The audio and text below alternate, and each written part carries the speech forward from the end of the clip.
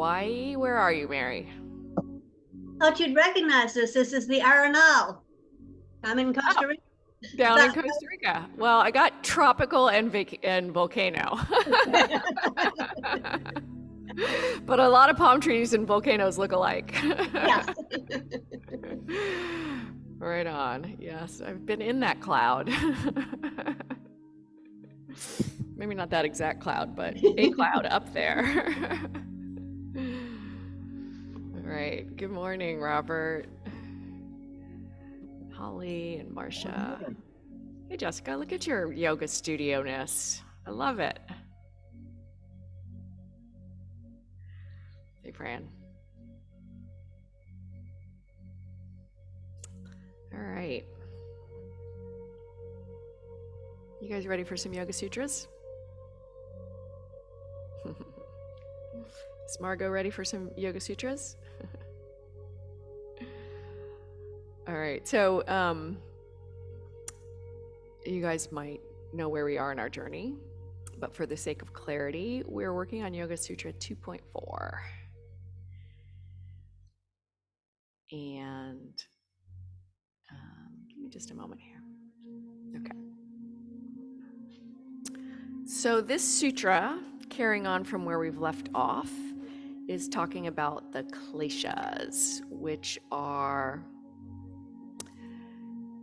the obstacles to peace, serenity, all the things that hopefully our practices are leading us towards.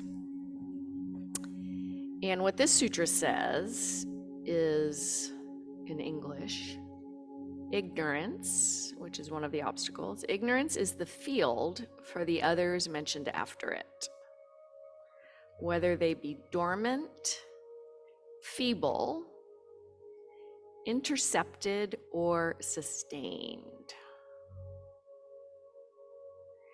So what I'm going to focus on is these last 4 states of the kleshas. So the obstacles to peace of mind can be dormant, feeble, intercepted, or sustained. So the obstacles include attachment, hatred, fear of death, and ignorance. And the example that came to me when I was practicing and kind of preparing to talk about this sutra was actually something really current. And the example that I'm going to use is either social media or the news. So I was thinking about years ago when, do you guys remember headline news, CNN headline news?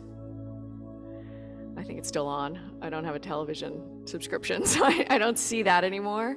But I can remember when it came on, the idea was that it was like 30 minutes and you can get all the news you need, but it ran continuously all day long. And there was a point in my life where it was just on all the time. And it was like chitta vritti constantly in my ear, like this is what's happening in the world. And some of it, like they tried to put in a little bit of good news, but mostly it was bad news all day long. And I would just leave it on. And what's happened, I think, in the last 20 years or 30 years is social media has come to take its place a little bit in my life. And so I can not necessarily turn it on and leave it on as background, but I can find myself in times where I have some spare time getting on social media and scrolling, right? And it's the same idea a lot of times. Sometimes it's, there's something of interest or somebody shares something that I want to see that's pretty much on purpose, but other times it's just doom scrolling, just like scrolling at people I don't know, things I don't know, and it's not really creating positive things. It's creating either envy or missing out, fear of missing out. This person got to do this and I didn't. Sometimes sympathetic joy, but there's a lot of outer noise that comes from resources like that. And so using this example of kind of the different ways that the obstacles show up, when we're very, very young, they can be dormant. So, a young child who hasn't been exposed to social media isn't going to be drawn into it. It's not there in their life, but there's something inside us as humans that is prone to that. I'll call it an addiction. So once we're exposed to it, we can get into a place where we want it in a sustained way. So let's just say that we've become addicted to social media and we're just constantly scrolling. Hopefully, there's a point where we're going, oh, I'm doing this too much, I need to stop. So, I mean, even if it's watching the news, okay, I'm doing this too much, I need to stop. It's not creating good things for me. The chitta vritti is overwhelming. Like, I'm gonna intercept myself and keep myself from going down that rabbit hole. So the practice of yoga is actually what's, I think, really helped me bring that kind of awareness into my life, where I can separate myself from what I'm in and see, okay, I'm in it and I have a choice. So that intercepting is start of what starts to happen when we build awareness, where we can go, oh, there you go again, going down the rabbit hole. And what Patanjali says is that there's a place where the obstacles are sustained. There's a place, if we practice, where we can start to intercept them. And then if we intercept them enough, they become more feeble. So there's, ways to intercept them by just shutting them out.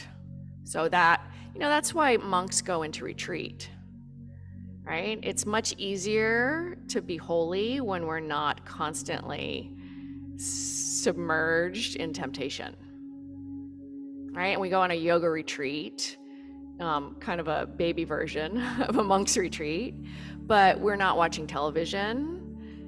We're hopefully not spending a lot of time on social media, and we're really in our practices. And those are opportunities for them to become enfeebled, if you want to think of the word feeble. Like, they become less magnetic when we are able to separate ourselves from them.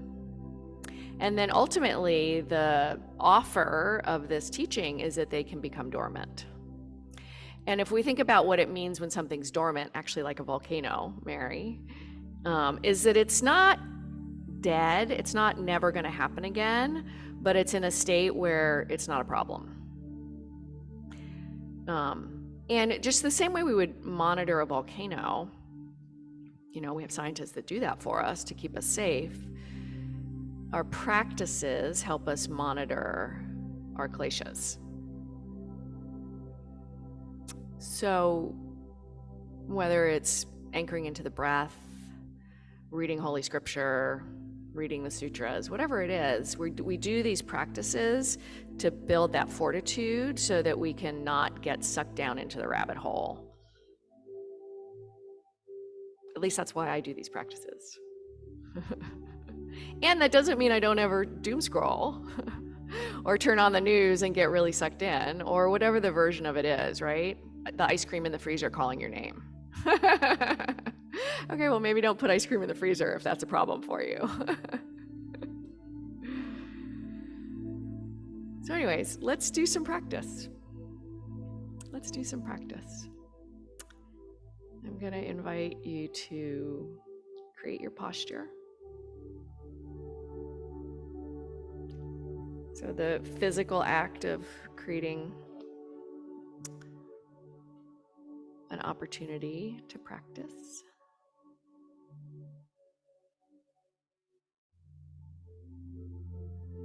When you get yourself situated, you can close your eyes or lower your gaze if that's better for you.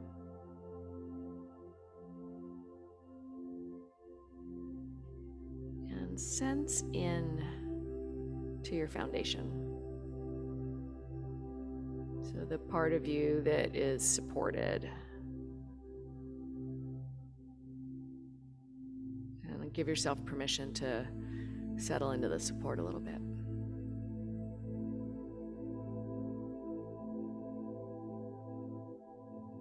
Check in with your channel. So the spine or the space of the spine as a kind of inner channel for breath. Upright, alert.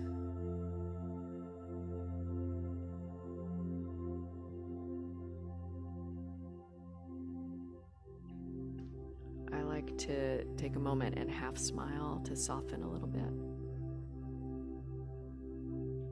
Yay, it's time for meditation.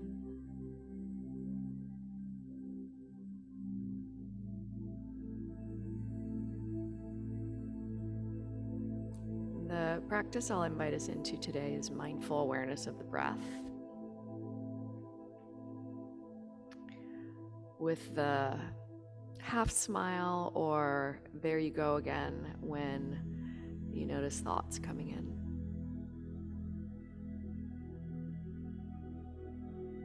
You're building our awareness, intercepting, and building that muscle of interception.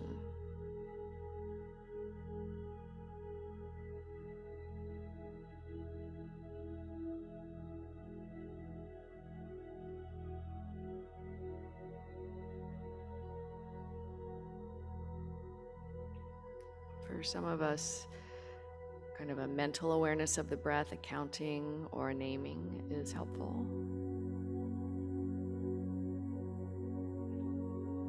Or maybe a physical attention to the movement of your body as you breathe.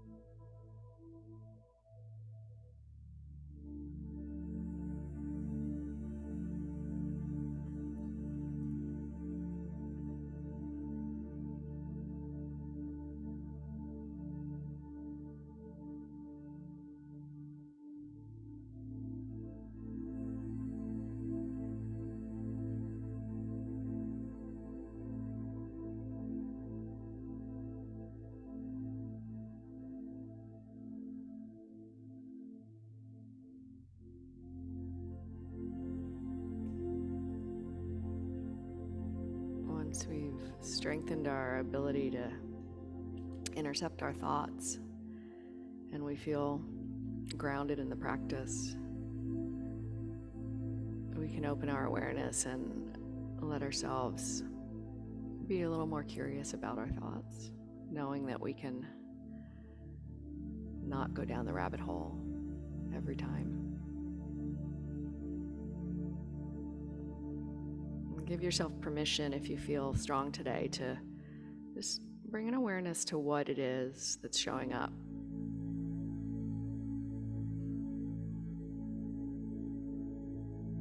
Story about the future, or maybe clinging to the past.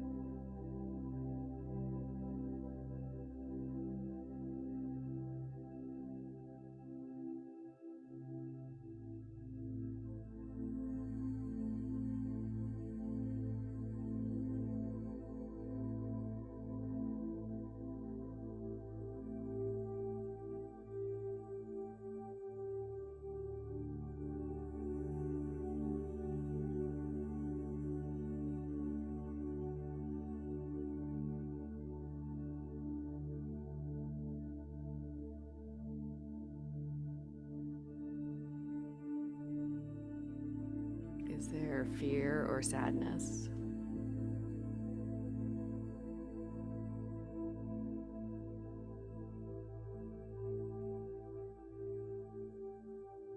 Judgment?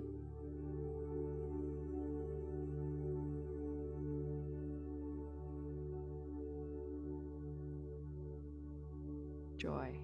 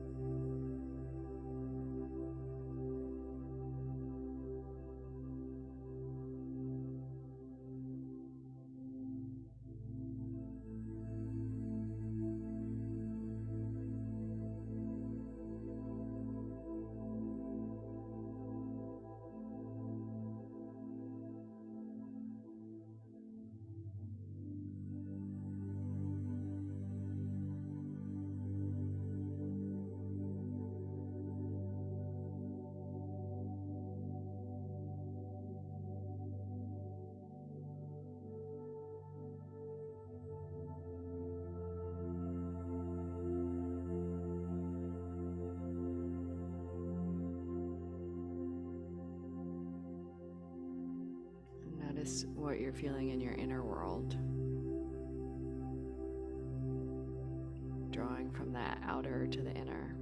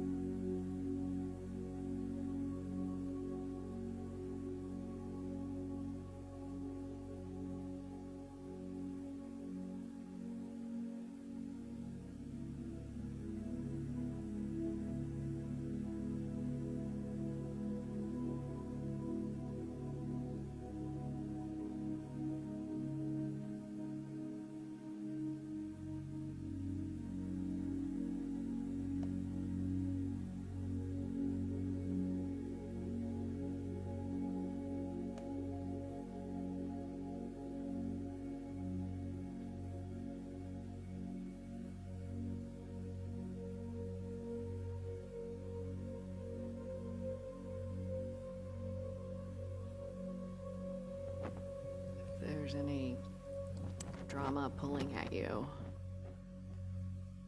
can you get beneath the story to what's really there?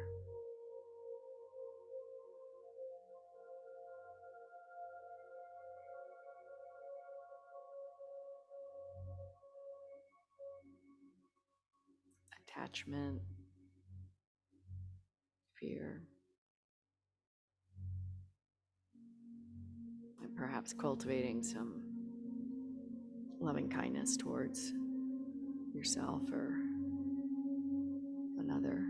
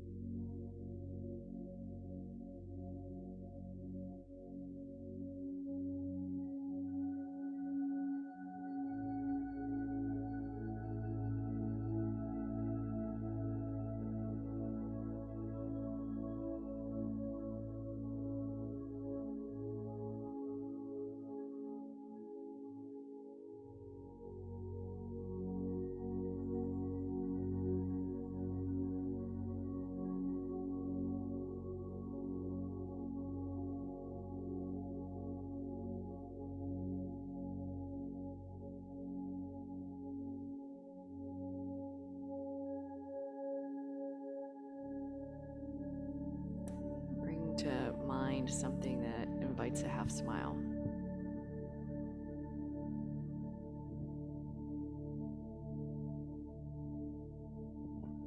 And then take a deep breath.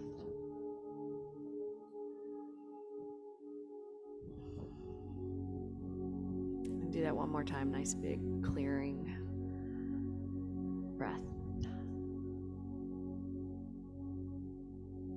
When you're ready, open your eyes.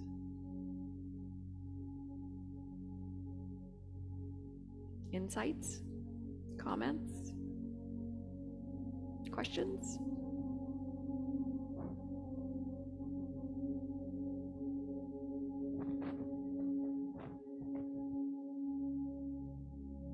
I have an observation, Please. because my mind does wander, and I have Me to too. keep going back to my breath. And then when it was time to come back, I thought, this is kind of like hypnosis. And then all of a sudden it's like, and then when I click my fingers, you'll be back in the present. Yeah. But in a good way, it kind of gives you a chance to settle your mind and clear things out and then go on with your life. Right? My teacher Baron likes to say that meditation is like flossing. Like, we might not do it as often as we should, but we certainly feel better when we do. What if we flossed our mind every day?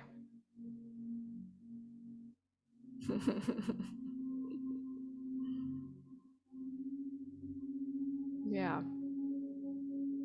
I had this one insight that I want to share because it brought that smile to my face. I was thinking about just the monkey mind drama, humanness of kind of how the mind works. And I was trying to generate a kind of more loving kindness. So I thought of my dog Zen. And I thought about how she just comes up next to me on the couch and she snuggles in. And that offers me comfort. And telling her my drama is not really, I mean, I don't do that. Maybe some people do that with their dogs. But in a way, she's more comforting than humans, because with humans, sometimes I feel like I need to tell them the story, which just reinforces the drama. maybe even get them to like get on the same bus with me on my drama. And she can't do that. She's just there holding space and offering comfort. And I think that's what we really need, more than the support of people saying, yeah, you're right, it sucks. I mean, I want that too sometimes, but really I kind of just want to know everything's going to be okay. And so far that's been true. Everything does turn out okay with enough time. All right. Well, those are my deep thoughts for the day. I hope you guys have a great Sunday. Thank you. Good to see you, Jan. Me And too. Fran. Thank you. Bye, Thank you, everybody. Kate. You're welcome. Oh, thank you. Bye, you guys. Bye.